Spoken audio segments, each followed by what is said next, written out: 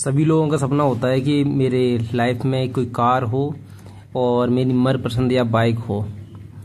जिसका बजट होता है उस हिसाब से उसके सपने होते हैं। तो हम कभी कभी ये चीज़ें भूल जाते हैं कि नई सेकंड हैंड बाइक खरीद लेते हैं, कम पैसों में आ जाती है। तो सेकंड हैंड तो बाइक ले लेते हैं, बाइक या कार। अगर हम सेकंड हैंड कार लेना चाहते हैं तो कभी भी ऐसे ओला या फिर थर्ड पार्टी के थ्रू नहीं लेनी चाहिए, क्योंकि वहाँ पर स्कैम होने के चांसेस ज़्यादा होते हैं। क्योंकि हमें नहीं पता, हम उससे टेक्निकली इतने अवेयर नहीं हैं उस चीज़ से कि उसका हर पार्ट हम चेक कर सकें। जैसे कि उसका इंजन है और उसका इंटरनल इंजन से रिलेटेड टर्बो चार्जर है या फिर टायर है। टायर ओबियसली आप वैसे ही दे सकते हैं, लेकिन उसके इंटरनली कोई ऐसा तो नहीं है कभी एक्सीडेंटल कार हो वो।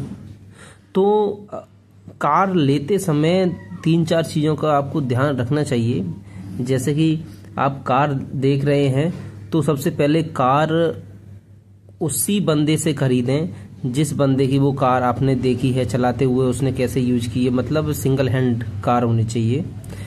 और दूसरी बात, अगर ऐसा नहीं होता है तो अपने साथ किसी ऐसे बंदे को साथ में ले जाइए। अगर आप नेगोशिएशन करने के लिए जा रहे हैं या फिर उसे फर्स्ट टाइम देखने के लिए जा रहे हैं कार को, तो साथ में किसी टेक्निकल बंदे को या मैकेनिक को अपने साथ में ले जाएं, जिससे कि वो इजीली उस चीज़ को अच्छे से चेक कर सके, गाड़ी को देख सके, इंटीरियर देख सके, इंजन देख सके, और कोई उसमें ऐसा तो नहीं है कोई एक्सीडेंटल हो कोई, है ना। और उसे आप ये भी जैसे कि जब आप कार लेते हैं तो ड्राइव करने की देखनी पड़ती है।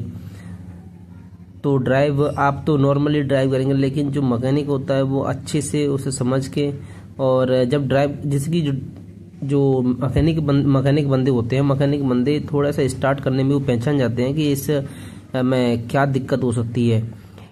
इंजन की मतलब प्रॉब्लम है या फिर और कोई प्रॉब्लम है उसमें, पिस्टन की कोई प्रॉब्लम तो नहीं है, या फिर आपका जो रेडिएटर में कोई प्रॉब्लम तो नहीं है,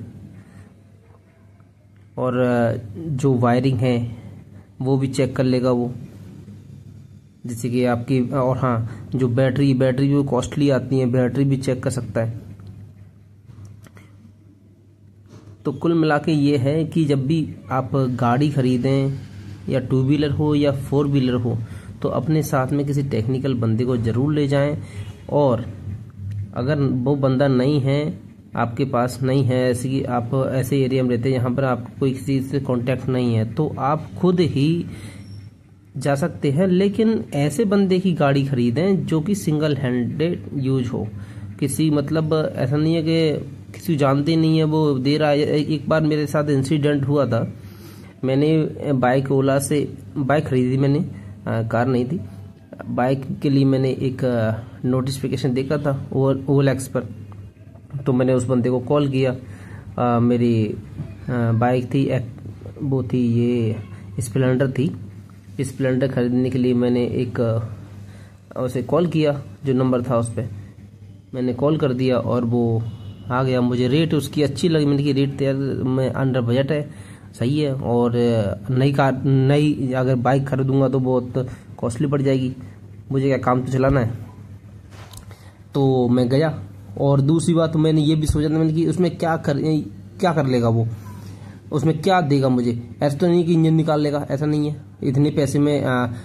हालांकि वो बाइक शायद मुझे 22 या 25 हज़ार की ऐसी कुछ पड़ी थी, जल्दी मुझे ध्यान नहीं है, लेकिन हाँ अंडर 25 हज़ार में थी वो, और करीब 8-10 साल चल गई थी वो।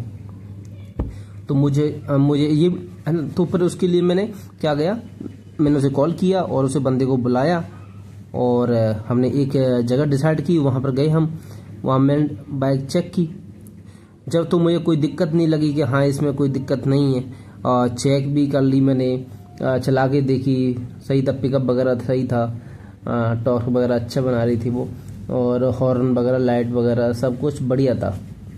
लेकिन जैसे ही मैं उसे घर पर लेके आया 10-5 दिन के बाद वो अचानक ही उसमें क्लच उसकी जाम हो जाती थी अचानक ही। जब मैं इसे स्टार्ट कर रहा हूँ तो कभी कभी अपने आप ही किक स्लिप हो रही है। अब पता नहीं क्या दिक्कत हो रही थी उसमें। और उसके बाद जब मैं कभी कभी चलते हुए बंद हो जा रही है वो। अब बड़ी दिमाग खराब। अब मैं कॉल कर रहा हूँ उसमें, वो कॉल उठाएगा नहीं। तो एक मैकेनिक के पास लेके गया मैं उस बाइक को, तो उसने भी चेक किया। तो वो कहे भैया ये जो आपकी बाइक है उसमें जो बार बार बंद हो जाती है, शायद बैटरी का जो वायर है वो हिल जाता है। तो बैटरी का वायर उसने लगा दिया। फिर सही कुछ दिन सही चली, उसके बाद फिर दोबारा दिक्कत आ गई उसमें।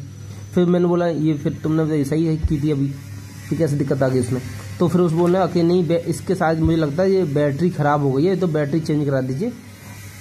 तो मैंने सोचा करा देते हैं, बैटरी चेंज तो करानी है। फिर मैंने बैटरी भी चेंज करा दी। बैटरी चेंज करने के बाद करीब 5-6 दिन सही चली, फिर दोबारा वही दिक्कत। अब मैंने कि यार ये कैसे होगा। फिर क्या हुआ, मैंने बोला भाई इसे वायरिंग को चेक कर, क्या दिक्कत है क्या नहीं है। फिर बोलने लगा वो नहीं इसका चार्जर में दिक्कत है। मैंने भाई चार्जर में दिक्कत है, दूसरा चार्जर लगा के देख ले। तो दूसरा चार्जर लगा के देखा तब भी वही प्रॉब्लम। मैं दिक्कत क्या है। तो उसके बाद फिर मैंने बोला इसकी वायरिंग पूरी खोल, उसके चेक कर। तो उसने वायरिंग पूरी खोली तो डायनामो से जो वायर आ रहा होता है वो वायर हल्का चूहों ने कटा हुआ था। कभी कभी चूहों से कटा हुआ था, चूहों ने काट दिया था। तो कभी कभी वो जुड़ जाता था, कभी कभी अलग हो जाता था। जैसे कि हिल गया तो डिस्कनेक्ट हो गया, वो कभी कभी जुड़ गया। वो हल्का सा चूहों ने काट दिया। 2-3 वायर, 1-2 वायर जुड़े हुए थे उसमें, और वही मतलब जुड़ जाते कभी अलग हो जाते, यही दिक्कत थी उसमें। तो उसके बाद ऐसे ही प्रॉब्लम आती रही। उसके बाद उसी से ही मेरा जो स्पीडोमीटर था वो भी डैमेज हो गया। वो डैमेज कैसे हो गया, क्योंकि कभी वो वायर, कभी उसकी सप्लाई, बैटरी की सप्लाई इक्वली आ रही है, कभी नहीं आ रही। कभी डायनामो से वोल्टेज आ रहा है, तो डायनामो के जो वोल्टेज फ्लक्चुएट होते हैं तो उससे पूरा जल गया वो।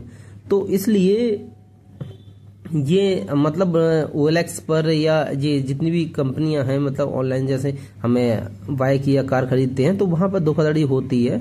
तो इस चीज से बचें।